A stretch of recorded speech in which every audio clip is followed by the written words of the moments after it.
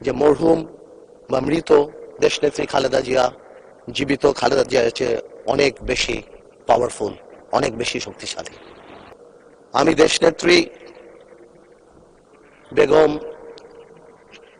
খালেদা জিয়ার ব্যাপারে কথা বলতে গেলে আমি অনেকক্ষণ কথা বলতে পারি, আমি বেশিক্ষণ বলবো না, আমি এখানে এতক্ষণ বলবো যেই আত্মত্যাগ 17 বছরে আমি ব্যক্তিগতভাবে কাছ থেকে দেখতে পেয়েছি,